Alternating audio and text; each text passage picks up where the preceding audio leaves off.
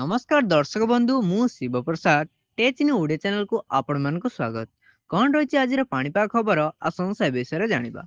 यदि प्रथम थर पर आम चैनल को विजिट करथिबे तारे आम चैनल को सब्सक्राइब करि नियंतु, जा फल प्रत्येक दिन पाणीपाग खबर आपण सर्वप्रथमे जानि परिबे।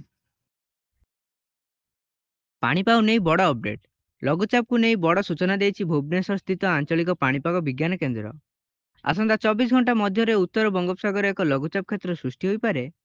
लघुचाप सृष्टि ହେବା ପରେ 25 ତାରିଖ ବେଳକୁ ପୂର୍ବ କେନ୍ଦ୍ରୀୟ ଓ ତତ୍ସଂଲଗ୍ନ ବଙ୍ଗୋପସାଗର ଅଞ୍ଚଳରେ ଅନ୍ୟ ଏକ ଲଘୁଚାପ କ୍ଷେତ୍ର ସୃଷ୍ଟି ହେବ, ଯାହା 26 ତାରିଖ ବେଳକୁ ଅବବାତ୍ୟାରେ ପରିଣତ ହୋଇପାରେ। କ୍ରମେ ତାହା ଦକ୍ଷିଣ ଓଡ଼ିଶା ଦେଇ ଆସନ୍ତା 27 ତାରିଖ ବେଳକୁ ଗତି କରିପାରେ, ଯାହା ପ୍ରଭାବରେ ରାଜ୍ୟରେ ପ୍ରବଳ ବର୍ଷା ଦେଖିବାକୁ ମିଳିବ।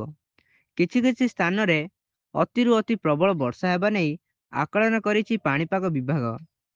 ସେପ୍ଟେମ୍ବର 23 ରୁ 27 ପର୍ଯ୍ୟନ୍ତ ରାଜ୍ୟରେ ପ୍ରବଳ ବର୍ଷା ହୋଇପାରେ ବୋଲି ପାଣିପାଗ ବିଭାଗ ପକ୍ଷରୁ ସତର୍କତା ଜାରି କରାଯାଇଛି। ଆସନ୍ତା 24 ଘଣ୍ଟାରେ ସାରା ରାଜ୍ୟରେ ହାଲୁକାରୁ ମଧ୍ୟମ ଧରଣର ବର୍ଷା ହେବ। ଏନେଇ ୟେଲୋ ଆଲର୍ଟ ଜାରି କରିଛି ପାଣିପାଗ ବିଭାଗ। ସେହିଭଳି ଆସନ୍ତାକାଲି ପାଇଁ ସାରା ରାଜ୍ୟକୁ ବିଜୁଳି ଘଡ଼ଘଡ଼ି ସହ ବର୍ଷା ନେଇ ସତର୍କ ଜାରି କରିଛି।